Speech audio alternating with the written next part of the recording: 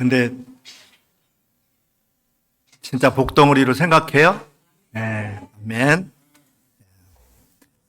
저는 우리 예수 믿고 난 다음에 변하지 않는 꿈이 하나 생겼어요.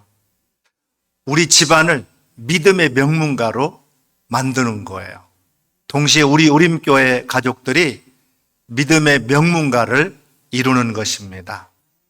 세계적인 리더십 이론가인 스티븐 코비가 성공하는 가족들의 7가지 습관이라는 책을 썼어요. 그 서문에서 이렇게 말합니다. 내 일생에서 이 책을 집필하는 것만큼 정열을 쏟았던 일은 없다.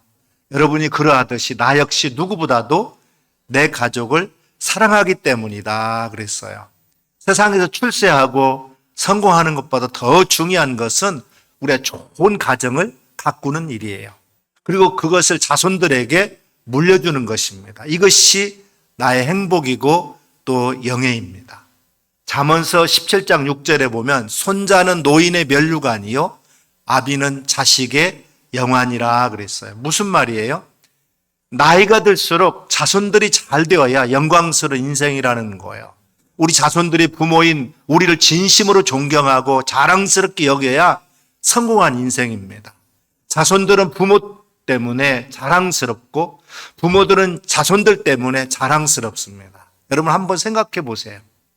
이런 가정, 이런 가문이 얼마나 행복하겠습니까? 얼마나 자랑스럽겠어요. 이런 가정, 이런 가문을 이름하여 명문가, 일명 뼈대 있는 가문이다. 그렇게 말하는 거예요. 여러분 후손들에게 뭘 남겨주고 싶습니까? 18세기 초 2명의 젊은이들이 청운의 꿈을 꾸고 배를 타고 신대륙인 미국에 내렸어요.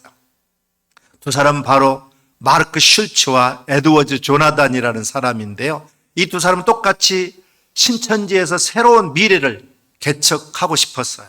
그래서 마르크 슐츠라는 사람은 나는 큰 돈을 벌어가지고 부자가 돼서 내 자손들에게 가난이라는 것을 모르고 살도록 돈을 벌어야 되겠다 생각하고 뉴욕에다가 술집을 차려가지고 열심히 일했습니다.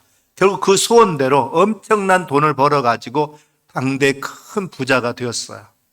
그런 반면에 에드워즈 조나단은 내가 여기 온 것은 신앙의 자유를 찾아서 왔으니까 이곳에서 바른 신앙을 해야 되겠다 이렇게 생각하고 신학교에 입학해서 목사가 되었어요. 그리고 세월이 흘렀습니다. 150년이 지나서 5대 자손들이 태어난 후에 뉴욕 교육위원회에서 컴퓨터로 이 두 사람의 자손들을 추적해서 어떻게 되었는지 조사해 봤대요. 그때 놀라운 결과가 나왔습니다. 돈을 많이 벌어가지고 자손들이 잘 살도록 해줘야 되겠다 생각한 마르크 슐츠의 자손은 5대를 내려가면서 1062명의 자손을 두었대요. 근데 그 자손들이 어떻게 되었느냐? 교도소에서 5년 이상 형을 산 자손이 96명, 창녀가 된 자손이 65명, 정신 이상 알코올 중독자만 58명, 자신의 이름도 쓸 줄 모르는 문맹자가 460명, 정부의 보조를 받아서 살아가는 극빈자가 286명이면서 정부의 재산을 축낸 돈이 1억 5천만 불, 우리 돈으로 환산하면 1,800억 정도 돈을 축냈다라는 거예요. 이런 반면에 신앙을 소중히 여긴 에드워드 조나단은 유명한 프리스턴 대학을 당대에 설립하고 5대를 내려가면서 1394명의 자손이 있었습니다. 자손들 중에 선교사 목사만 116명이 나왔고 예일대학교 총장을 비롯한 교수, 교사만도 86명, 군인 76명, 고급관리가 80명, 문학가가 75명, 실업가가 73명, 발명가가 21명, 부통령과 또 상원, 하원 의원을 지낸 사람들이 있고 장로 집사가 286명이 나왔대요. 또한 이름에서 신앙의 명문가를 이루었던 거예요. 놀라운 것은 이 가문이 나라에 낸 세금과 지도자로서 미국 발전에 지대한 공헌을 했고 정부 재산을 한 사람도 축낸 사람이 없었다는 거예요. 이 연구 결과가 뭘까요? 유산 중에 최고 유산은 믿음의 유산이라는 거예요. 우리는 단순한 명문가를 바라지 않습니다. 아무리 가문 안에서 세상에서 출세하고 화려한 사람이 많다고 하더라도 영생을 얻지 못한다면 무슨 유익이 있겠어요? 명문가 대 신앙의 명문가가 돼야 될 줄로 믿습니다. 신앙의 뼈대가 있는 가문이 돼야 돼요. 아무쪼록 저와 여러분의 가정이 다 이렇게 되기를 주님의 이름으로 축원합니다. 신앙의 명문가를 이루기 위해서는 가장 중요한 게 우리 자신의 역할이에요. 신앙의 가교 역할입니다. 신앙의 선조가 있다면 그 신앙 유산을 잘 이렇게 물려받을 수 있기를 바랍니다. 이것은 엄청난 복이에요. 이건 엄청난 축복의 저수지에서 물을 잔뜩 담고 있는 것과 마찬가지입니다. 3대, 4대 이게 내려가면서 마치 굴러가듯이 복을 받게 되는 거예요. 이 축복을 자손들에게 잘 물려주시기를 바랍니다. 하지만 혹 신앙의 선조가 없다고 해도 상관없어요. 내 대에서 신앙의 선조가 되면 되잖아요. 우리가 흔히 아브라함을 가리켜서 믿음의 조상이라 이렇게 부르는데 그 가문이 본래 하나님을 믿는 그런 가문이 아니에요. 갈대아 우르에서 우상 숭배하는 그런 가문이었어요. 근데 아브라함이 하나님의 부르심을 받고 믿음으로 순종하다가 믿음의 조상이 된 줄로 믿습니다. 그럼 우리는 조상으로부터 신앙을 물려받았든 못 물려받았든 우리 자손에게 확실한 믿음의 유산을 물려줄 수 있기를 바랍니다. 그럼 얼마든지 우리 가정도 신앙의 명문가가 될 수 있어요. 근데 혹시라도 나 자신의 신앙이 흔들리면 신앙에 대한 여지없이 끊어지고 말아요. 그러면 나 자신부터 신앙생활을 잘 해야 돼요. 그러면서 자손들에게 신앙을 확실하게 물려주시길 바랍니다. 근데 안타깝게도 적지 않은 그리스도인 부모들이 자손들의 신앙에 대해서 무관심해요. 하나님을 알지 못하는 불신 부모들은 그렇다 치지만 알만한 분들이 그럴 때 정말로 깝깝한 거죠. 최근 한국교회 통계를 보게 되면 젊은 층, 어린이, 청소년, 청년층이 교회에서 많이 이탈되고 있어요. 젊은 층 인구가 줄고 있는 탓도 있지만 이런 현상은 매우 지금 심각한 문제가 되고 있습니다. 세상에서 출세시키는 데는 무한정 관심과 투자를 하면서도 신앙에 대해서 무관심한 것은 크게 잘못된 거예요. 사사기 2장 10절에 보면 그 세대 사람도 그 조상들에게 돌아갔고 그 위에 일어난 다른 세대는 여호와를 알지 못하며 여호와께서 이스라엘 위하여 행하신 일도 알지 못하였더라. 기록대로 신앙의 대가 끊기게 되면 암흑시대가 오고 마는 거예요. 목사로서 이따금 장례를 집례하면서 희비가 엇갈 때가 있어요. 어떤 가정은 자손들이 신앙을 잘 이어받아가지고 걱정이 안 돼요. 마음이 든든합니다. 근데 어떤 가정은 자손들이 깜깜해요. 신앙의 대가 끊겨버린 거예요. 그분만 예수 믿고 그 자손들이 다 예수 안 믿으니까 얼마나 답답한지 몰라요. 이런 경우는 설사 세상에서 출세하고 성공했다 하더라도 소용없어요. 세속적인 부귀영화는 진정으로 행복을 가져다 주지 못할 뿐만 아니라 그리 오래 가지 못하기 때문에 그래요. 오늘 본문에 하나님의 종 여호수아가 가나안 땅을 평정하고 이스라엘 모든 백성들에게 고별 설교를 하는 내용이에요. 그 내용은 다른 게 아닙니다. 지난날에 하나님의 은혜를 잊지 말 것과 신앙의 결단을 촉구하는 그런 내용이에요. 동시 여호수아는 먼저 나와 내 집은 오직 여호와만 섬기겠노라 그렇게 선언합니다. 오늘 본문을 통해서 우리들도 하나님의 은혜를 돌아보면서 신앙의 명문가를 이루고 하나님 앞에서 신앙의 결단을 선언하는 그런 가정들이 다 되시기를 주님의 이름으로 축원합니다. 어느 가정이나 그 가문의 전통과 문화가 있어요. 기독교 신앙의 명문가를 이루기 위해서는 4가지를 우리가 실천해야 됩니다. 첫째, 하나님의 은혜와 섭리를 잊지 말자는 거예요. 이스라엘의 지도자 여호수아 장군은 가나안 땅을 정복하고 각 지파별로 분배하는 대업을 완수하고 모든 백성들을 세겜에 모으고 마지막 고별사를 하고 있어요. 24장 전반부 1절에 13절까지는 여호수아는 지난날 파란만장한 40년의 역사를 회고하고 있어요. 그걸 한마디로 요약한다면 하나님의 은총과 기적이었다는 거예요. 하나님은 믿음의 조상 아브라함을 택해서 세우신 일부터 증거합니다.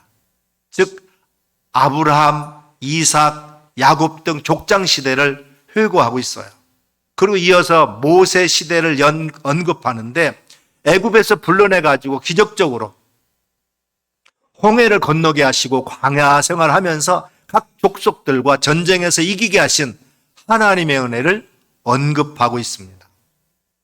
이어서 하나님의 은혜로 요단강을 건너게 하셨고 난공불락의 여리고성을 함락한 사건, 또 가나안 안에 거주했던 원주민들, 즉 각 족속들을 몰아내고 12지파에게 땅을 분배한 모든 일들이 이스라엘 백성으로 힘으로는 할 수 없는 일이었는데 하나님께서 능히 이루게 해주셨다는 사실을 증거하고 있어요. 이와 같이 신앙의 명문 가문은 하나님의 은혜를 기억하고 감사하는 가정들이에요. 옛날에도 명문가라고 하면 조상의 은혜를 잊지 않고 길이길이 기리는 가정과 또 조상과 부모님의 은혜를 잊지 않는 가정들이에요. 마찬가지로 신앙의 명문가는 먼저 하나님의 은혜를 잊지 않는 그런 가문이에요. 두 번째로 여호와 하나님을 경외하고 섬기는 가정입니다. 오늘 본문 14절, 그러므로 이제는 여호와를 경외하며 온전함과 진실함으로 그를 섬기라 말씀했어요. 신앙의 명문 가문은 위로 우리 하나님을 경외하고 또 온전히 섬기는 가정이다 그랬어요. 옛날 양반집 소위 뼈대 있는 가문이라고 하면 조상을 잘 경외하는 가정이었어요. 지극정성을 다해서 조상을 위하고 받들었어요. 마찬가지로 신앙의 가문은 위로 하나님을 잘 경외하는 가정이에요. 오늘 본문에서 경외한다라는 말은 떨리고 두려워한다는 의미가 있어요. 즉 종된 우리가 여호와 하나님을 주인으로 잘 섬기는 것을 말하는 거예요. 다음으로 하나님을 온전함과 진실함으로 섬기는 가정인데요. 오늘 본문에 섬긴다는 말은 히브리 원문으로 말하면 아바드라는 말인데 종이 주인을 위해서 일하고 봉사하는 것을 뜻해요. 주인을 지극정성으로 섬기는 종과 같이 하나님을 그렇게 잘 섬기라는 거예요. 오늘 본문의 온전함이라는 말을 세 번역에는 성실함이라 이렇게 번역했는데 온전함, 이 성실함은 히브리어로 타밈이라는 말인데 영어로는 신설이라는 말이에요. 신설이라는 말은 없다라는 의미의 사인과 또 밀랍이라는 의미의 시어라는 말이 합성어예요. 즉 밀랍으로 붙인 것이 없는 아주 온전한 것 또는 순전한 것을 말합니다. 즉 불순물이 전혀 포함되어 있지 않은 온전한 것을 말해요. 아주 정성과 온 마음을 다한 순수한 그런 봉사를 의미해요. 우리 섬김과 봉사가 그래야 된다는 거예요. 동기도 순수해야 되고 행동도 성실해야 된다는 거죠. 그리고 진정이라는 말은 히브리어 에메트라는 말인데 이것은 영어 성경으로는 페스펄리스라는 말이에요. 즉 흔들림 없고 확고부동한 자세, 더 나아가서 진실함을 의미합니다. 우리 그리스도인들의 생활은 진실해야 된다는 거예요. 진실이나 진정이라는 말은 다른 말로 말하면 초지일관하는 자세를 말해요. 하나님을 섬기되 견고하고 흔들림 없는 그런 자세로 섬기라 그런 말이에요. 환경이나 감정 아니면 기분에 따라서 이렇게 저렇게 흔들리지 말고 꾸부동한 그런 자세로 섬기라 그런 말이에요. 우리 섬김이 그래야 될 줄로 믿습니다. 진실하고 흔들림 없는 그런 확고부동한 신앙으로 우리 하나님을 경외하고 섬기는 사람들이 돼야 됩니다. 세 번째는 버릴 것을 버려야 돼요. 신앙의 명문가는 버릴 걸 버리는 결단이 있는 가정입니다. 오늘 14절에 보면 너희 조상들이 강 저쪽과 애굽에서 섬기던 신들을 치워버리고 여호와만 섬기라 그랬어요. 오직 여호와를 경외하고 온전과 진실함을 섬기려면 버릴 걸 버려야 돼요. 소위 양다리 짚고서는 바르게 하나님을 섬길 수 없어요. 오늘 보면 15절에도 보면 양자택일을 하라는 거예요. 만약 여호와 하나님을 섬기는 것이 너희에게 좋지 않게 보이거든 너희 조상이 강 건너편에 섬기던 신들이나 너희가 거주하는 땅에 있는 아모리 족속에 섬기는 신들이 좋거든 오늘 양자택일을 하라는 거예요. 이것도 섬기고 저것도 섬길 수 있는 건 아니라는 거예요. 신앙은 하나의 결단입니다. 결단하지 못하면 온전한 신앙생활을 하기가 힘들어요. 우리 기독교는 다른 종교와 달리 엉거주춤하는 그런 신앙생활이 아닙니다. 분명한 결단을 해야 돼요. 대한민국 그리스도인들은 다른 나라와 달리 신앙생활에 있어서 상당한 결단력이 있는 신앙생활들을 했어요. 그래서 우리나라도 수많은 순교자들이 있었습니다. 세계적으로 보면 자기 나라 토속 종교와 미신 섬기는 것과 혼합이 돼가지고 신앙이 짬뽕이 돼버린 순수하지 못한 나라들이 많이 있어요. 멕시코 가톨릭은 90% 이상이지만 완전히 혼합 종교와 비슷해요. 그런 나라에도 우리 한국 선교사들이 가서 복음을 들고 들어가면 확실하게 믿을 것을 그대 결단시킵니다. 우리나라 기독교는 처음부터 우상을 철저하게 치워버렸어요. 하나님 외에 다른 것을 섬기는 행위는 우상 숭배이기 때문에 그렇습니다. 가문에서 쫓겨나도 아무리 핍박을 받아도 단호하게 결단하고 신앙생활을 했어요. 우리 친구 중에도 예수 믿는다는 것 때문에 집에서 쫓겨난 그런 친구도 있어요. 그렇기 때문에 대한민국 이렇게 복음 천국을 이루고 세계에 많은 선교사를 보내고 있습니다. 우리도 신앙의 선배들의 이러한 신앙을 본받아야 될 줄로 믿습니다. 여호수아는 백성들에게 아주 단호하면서도 선택 기회를 주었어요. 너희가 생각할 때 다른 신들을 섬기는 우상이 좋게 보이거든 그를 섬기라는 거예요. 그러나 하나님과 우상을 같이 섬길 수는 없다. 그렇게 말하고 있어요.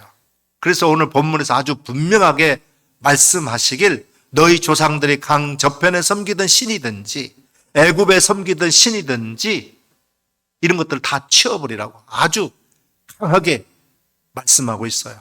여기서 치워버리라는 말의 뜻은 제거하라 그런 뜻이에요. Throw away the goods라고 하는 즉 그 우상들을 멀리 집어 던져버려라 그렇게 표현하고 있어요. 우상을 멀리 집어 던지라는 뜻입니다. 그런데 신앙의 결단은 꼭 우상 숭배만 아니라 우리 신앙생활에 장애물이 되고 걸림돌이 되는 것들은 과감하게 버릴 수 있어야 된다는 거예요. 그것이 자기가 평생 사랑하던 기호품이든 어떤 습관이든 심지어 사랑하던 모임도 포기해야 된다 이 말이에요. 어느 교회 권사님이 병원에 입원해 가지고 어려운 수술을 받은 다음에 목사님 앞에서 이제 단호하게 자기가 새롭게 결단한 걸 얘기했어요. 그동안 주일만 되면 골프 치는 문제 때문에 신앙생활을 제대로 하지 못했는데 그렇게 좋아하던 이제 골프 집어 던지겠습니다. 보통 단호한 결단이 아니죠. 네 번째로 오직 여호와만 섬기겠노라 결단했어요.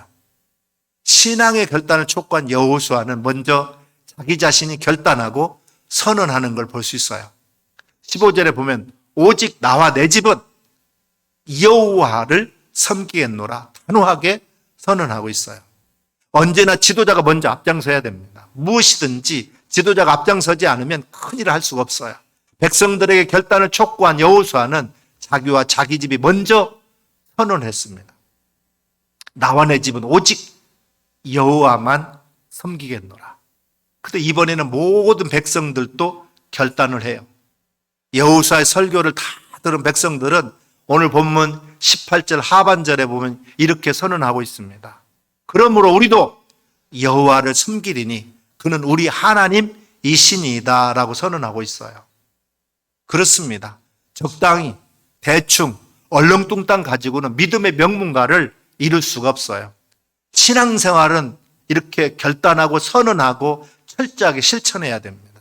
출애굽기 3장 15절에도 보면 하나님이 또 모세에게 이르시되 너는 이스라엘 자손에게 이같이 이르기를 너희 조상의 하나님 여호와 곧 아브라함의 하나님 이삭의 하나님 야곱의 하나님께서 나를 너희에게 보내셨다 하라. 이는 나의 영원한 이름이요 대대로 기억할 나의 칭원이라 그랬어요. 하나님은 신앙생활이 당대에서 끝나기를 원하지 않고 3대, 4대, 5대, 10대, 100대, 1000대 이렇게 가기를 원해요. 그러면서 자신을 소개하기를 아브라함의 하나님, 이삭의 하나님, 야곱의 하나님이라 그랬어요. 여러분 이 세 족장을 보면서 신앙의 1세대, 2세대, 3세대 특징도 짐작해 볼 수 있어요. 아브라함은 하나님을 알지 못했던 자였는데 하나님을 알게 된 자입니다. 이삭은 그 아버지로부터 신앙을 물려받은 자로서 순종하는 삶을 살았던 사람이에요. 야곱은 하나님을 아는 자이긴 했지만 자신의 뜻대로 살려고 노력했던 자. 그러나 결국은 하나님께 굴복하고 돌아왔어요. 여러분, 신앙의 1세대는 아브라함처럼 힘든 신앙의 길을 걷게 됩니다. 아브라함이 갈대아, 우루, 하란, 가나안, 애굽, 또 다시 가나안으로 옮겨가면서 많은 환난을 당하고 실수도 하고 그렇습니다. 그러나 결국은 주님의 말씀에 순종해서 믿음으로 살았더니 결국 요한3서 1장 2절의 말씀처럼 사랑하는 자여 내 영혼이 잘됨 같이 범사가 잘되고 강건한 복을 받지 않았습니까? 신앙의 1세대인 성도님들은 신앙의 모델을 아브라함으로 두시기를 바랍니다. 아브라함 한 사람이 믿음으로 살았을 때 그로 인해서 이스라엘이 형성되고 그가 복덩어리가 되었던 거예요. 우리 창세기 12장에 보면 복이 될지라 그랬잖아요. 그렇듯 여러분도 처음 믿는 신앙이라서 힘들고 어려울지라도 나로 인해 가지고 온 가족이 복된 가정이 되시기를 바랍니다. 신앙의 2세대인 성도들은 부모님으로부터 신앙을 본받아서 이분들을 아무런 걱정 없이 신앙생활하고 계실 거예요. 근데 신앙의 2세대는 자신의 신앙 관리는 물론 앞으로 다음 세대 신앙 교육도 힘써야 됩니다. 신앙의 3세대인 성도들은 여러분 마음에도 야곱과 같은 성품이 있을 수 있다는 걸 인식해야 돼요. 하나님을 믿으면서도 자신이 살아있어서 자신의 뜻대로 하나님이 움직여지기를 원하고 자신의 뜻대로 살려고 하는 습성이 생길 수가 있어요. 야곱을 보세요. 그가 아비 집을 떠나가지고 외삼촌 댁에 하란의 라반의 집에서 21년 동안 머슴살을 하면서 거부가 되었고 스라에는 12아들을 두었어요. 소떼, 양떼 등 수많은 재산을 거느리고 금이 환영합니다. 그러나 문제는 야곱의 가문이 신앙적으로 심히 타락해져 있었다는 거예요. 그래서 그 온 가족들을 모으고 신앙의 결단을 위해서 베델을 올라갑니다. 베델 정상에 오르기 전에 온 가족들에게 야곱이 명령을 해요. 자녀들이 간직한 이방 신상들과 귀에 있는 귀고리들을 다 수거해가지고 세겜 땅 상수리 나무 아래다 묻어버리고 베델로 올라가서 하나님께 제단을 쌓았던 걸 볼 수 있어요. 그때 하나님께서 야곱의 가문의 결단과 제단 쌓는 것을 기뻐하시고 큰 은혜와 복을 주셨던 거예요. 그리고 장래를 보장해 주었습니다. 그러기에 3세대는 야곱이 야복강가에서 천사와 씨름하고 그의 환도뼈가 부지러진 후에야 하나님께 굴복하게 된 것을 잘 생각하면서 늘 우리가 겸손하게 주님의 뜻대로 살려고 노력하시길 바랍니다. 그래서 우리 모든 성도님들이 하나님을 고백할 때 모세가 하나님을 고백했던 것처럼 아브라함의 하나님, 이삭의 하나님, 야곱의 하나님이라고 고백하면서 내가 섬기는 하나님도 할아버지 하나님, 아버지 하나님, 나의 하나님이라고 자신 있게 고백할 수 있기를 주님의 이름으로 부탁을 드립니다. 문제는 이렇게 3대 신앙에 자연스럽게 물려가야 하는데 안타깝게도 신앙의 아름다운 대수가 멈출 염려가 높아요. 그 이유는 우리 현대 사회가 급변함에 따라서 하나님이 설계하고 만들어주신 가정도 너무나 급박하게 변하고 있기 때문에 그래요. 우리 모든 성도의 가정도 신앙의 명문 가문을 이루기 위해서 신앙의 이대한 결단들을 해야 됩니다. 나와 내 집은 오직 여호와만 섬기겠노라. 시작. 나와 내 집은 오직 여호와만 섬기겠노라. 이렇게 선언하셔야 됩니다. 올바른 신앙생활, 신앙의 정도를 걸어야 돼. 그럴 때 하나님 그 가문은 신앙의 명문 가문으로 자손 대대로 복을 주시게 될 줄로 믿습니다. 요즘 부자 아빠, 가난한 아빠라는 책에 보면 어릴 적부터 아이들에게 경제 개념을 가르쳐 줘야 된다 그래요. 좋아요. 그러나 진짜 부자 아빠는 하나님 아버지인 줄 믿습니다. 그러므로 하나님의 지혜를 구해야 돼요. 하나님의 주권을 인정하는 신앙의 기본은 주일 성수를 잘하고 또 11주 생활도 잘해야 됩니다. 어릴 적부터 이런 습관을 길러주면 평생 하나님의 풍요를 소유하면서 선용하는 사람이 될 수가 있어요. 물질이 많아서 자손들에게 물려주지만 이런 신앙 습관 물려주지 못하게 되면 사실은 그 물질도 삽시간에 없어지고 헛것이 되고 말아요. 거꾸로 물려줄 것 없어도 이런 신앙 습관 물려주면 신앙 안에서 성공하는 인물이 될 줄로 믿습니다. 강철왕 데일 카네기는 어느 기독교 대학에서 이런 간증을 했어요. 저희 부모님은 금전이나 재정적 유산은 주지 못했습니다. 그러나 그분들은 신앙의 복이라는 더 귀중한 가치를 물려주었습니다. 그렇게 간증했어요. 우리 인생의 목표가 무엇입니까? 신앙의 명문가를 이루는 거예요. 그럼 나도 행복하고 우리 자손들도 행복해요. 그리고 우리 가문에서 하나님의 영광을 나타낼 귀한 인물들이 배출되게 될 줄로 믿습니다. 세상도 변화시키는 사람들이 나타나게 될 거예요.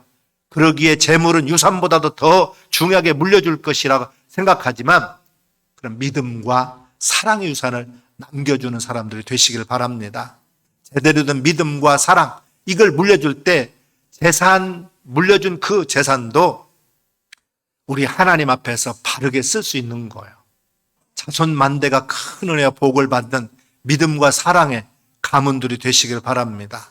부디 이런 사실들을 여러분 명심해서 우리 가정들을 믿음의 명문가로 가꾸어 가기를 소원하고 결단하는 우리 모든 믿음의 식구들 다 되시기를 주님의 이름으로 축원합니다. 기도하겠습니다.